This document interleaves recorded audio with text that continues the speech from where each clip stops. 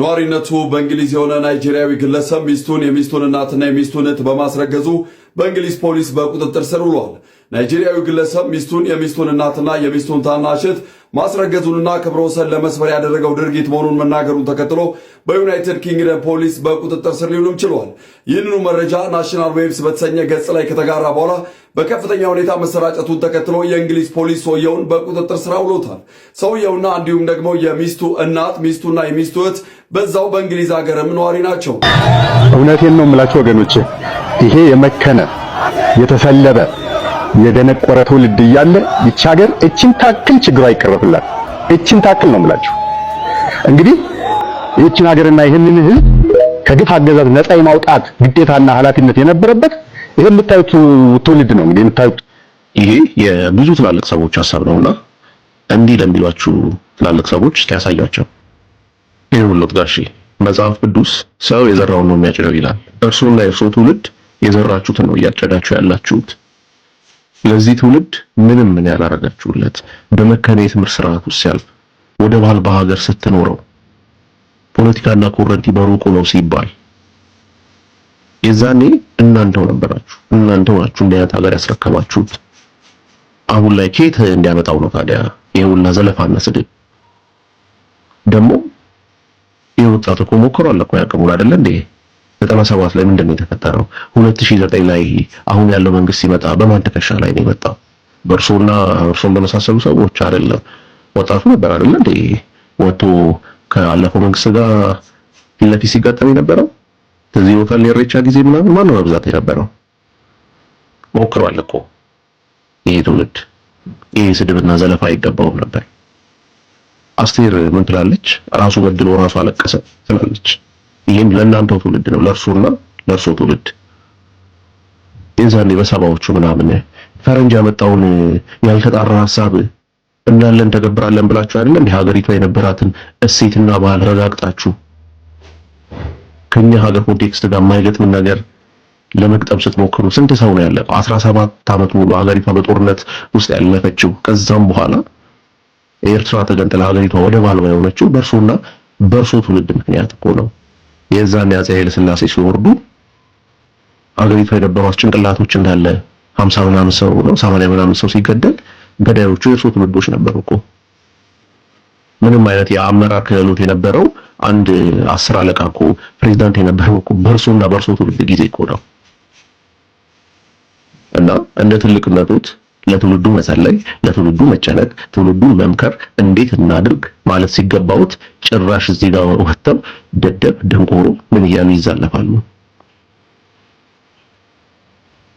የእናንተው ፍሬ ነው እዚህ ጋር ያለው ነገር። ባሉት መጠንም ደግሞ ወጣቱ ግዴለሽ አይደለም። በቃ ሰልችቶታል፣ ደከመው፣ አየውና ደከመን። ስለዚህ ሁሌ የእናንተን ጥፋት ትውልዱ ላይ ብሌም ማድረግና ትውልዱን መስደብ ለችግሮች መፍትሄ አይሆንም። ለመፍትሄ ሐሳብ ካላችሁ እርሶና የእርሶ ትውልዶች አምጡ፣ ካልሆነ በቃ አርፋችሁ ነው ታውቁኛ። ወጣት አይደለ የምን መስነፍ ነው? ዝም ብላሳችሁ። የድምፃዊ ቴዲ አፍሮ ቃል አቀባይ ዛሬ በፍርድ ቤት ክፉኛ ተጎድታ ታይታለች። ምንድነው የተፈጠረው? የፍርድ ቤት መዶሻ ነፃነትን ሲያውጅ፣ ፖሊስ ደግሞ የእስር ቤቱን በር መልሶ ሲዘጋው ማየት ምን ያህል ያማል? ዛሬ የፍትህ ስርዓታችንን ታማኝነት እጅግ ሐሳቢ ጥያቄ ውስጥ የከተተን ልብ ሰባሪ ክስተት ተፈጥሯል። 6 ኪሎ በሚገኘው ጠቅላይ ፍርድ ቤትም ይህ ታሪክ የባለቤቷን ህልፈት ተከትሎ 5 ልጆቿን ብቻዋን የምታሳድገው የኦስትሪያ ዜግነት ያላት የቴዲ አፍሮ ቃል አቀባይ የወይዘሮ መሐሌት ወይም ሀናት ሰለሞን ታሪክ ነው። ፍርድ ቤት በዋስ እንድትፈታ ባለፈው ሳምንት ትዕዛዝ ሰጥቶም ቤተሰብም ገንዘብ አስይዞ መፈቻ ተጽፎላት ሳለም ፖሊስ ግን ውሳኔውን በማጓተትና ይግባኝ በመጠየቅ መሐሌት ለተጨማሪ ሙሉ 1 ሳምንት በእስር እንድትማቅቅ አድርጓታል። ከሌሎች 7 ተከሳሾች ጋር 5 አባት የሌላቸው ልጆች እናታችን የዋስትና ወረቀት ተቆርጦላት ዛሬ ትመጣለች ብለው በናፍቆት ሲጠብቁ እናት ግን ፍትህ በተጓደለበት እስር ቤት ውስጥ ቀርታለችም። ዛሬ በጠቅላይ ፍርድ ቤት ግቢ ውስጥ መሐሌት የደረሰባትን ይህንን ግፍና የእናትነት አንጀቷን የሚበላውን የልጆቿን ናፍቆት መቋቋም አቅቷት ስሜቷን መቆጣጠር እስኪሳናት ድረስ በከፍተኛም የተስፋ መቁረጥ ስሜት ስታለቅስ ማየት የሁሉንም ልብ የሰበረ ትዕይንት ነበረ።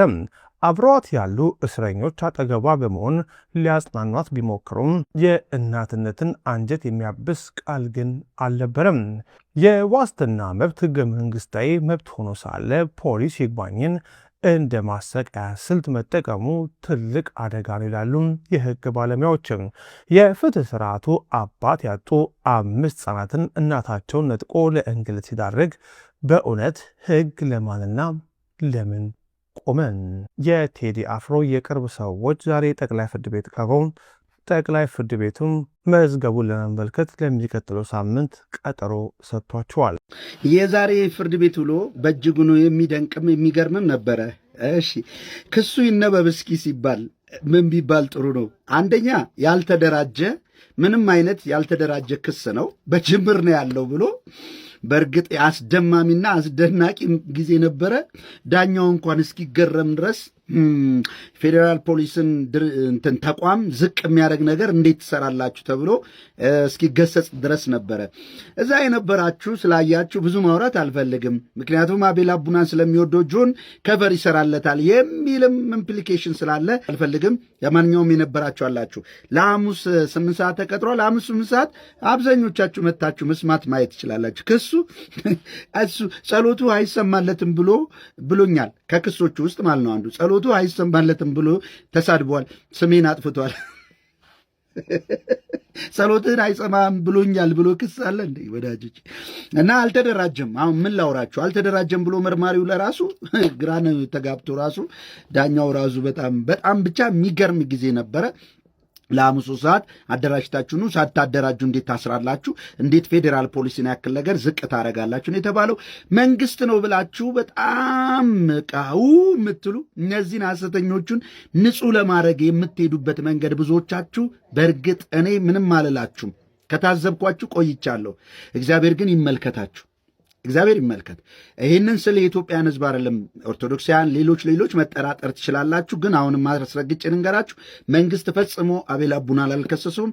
እዛ የነበሩ ወንድሞች አሉ፣ እነሱ ሲያወሩ ትሰማላችሁ፣ ከኔም በላይ ማለት ነው። በፍጹም መንግስት የለበትም። የከሰሰው ነብዩ ፓስተር እያለ ነው የሚያስረዳው። መርማሪው ራሱ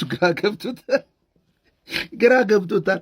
ለማንኛውም አንድ እውነት አለነግራችሁ የምፈልገው የላችሁ ነቢያት የሚሏቸውን እነዚህን ለማስመለጥ እንደሆነ ያልከው አሁን ባንቺ ላይ በሽታን አዝዣለሁ። ይሄ ነው ስራቸው። እንግዲህ እውነታቸው ሲጋለጥ ባንቺ ላይ በሽታን አዝዣለሁ። አትችልም ለቀኩት። አትችልም። ላሊትን ሄማም ባንቺ ላይ አስቀምጫለሁ። ለዘላለም አዝዣለሁ። አይችልም አልኩ። አይችልም የኔ አጭበርባሪ። ይሄ ነው እውነታችሁ ሲጋለጥ፣ ይሄ ነው እርግማን ነው ስራችሁ።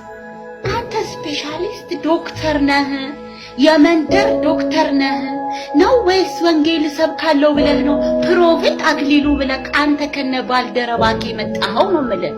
ወንጌል ስለ ልጁ ነው አባቴ ነው። ወደዚህ ጠጋ በል፣ እኔ ራሱ ልጸልይልህ። አርጋችሁ እንደነዚህ አይነቶችን ነቢያት ለማስመለጥ የሰሩትን ወንጀል አልሰሩም ብላችሁ ልታስመልጡ መንግስት ላይ ልደፈድፉ የፈለጋችሁ ጴንጤዎች፣ በተለይ ጴንጤንን የምትሉ ደህና ናችሁ። በጣም ነው የምትገርሙት። ብዙዎቻችሁ በጣም ታዝቢያቸዋል።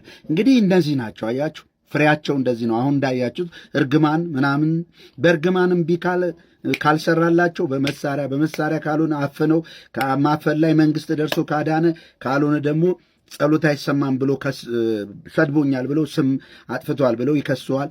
ከዛ ደግሞ ባልተደራጀ ነገር አብሯቸው ብቻ። ለማንኛውም እውነቷ ስትወጣ እናወራለን። ሐሙስ ብዙዎቻችሁን እዛ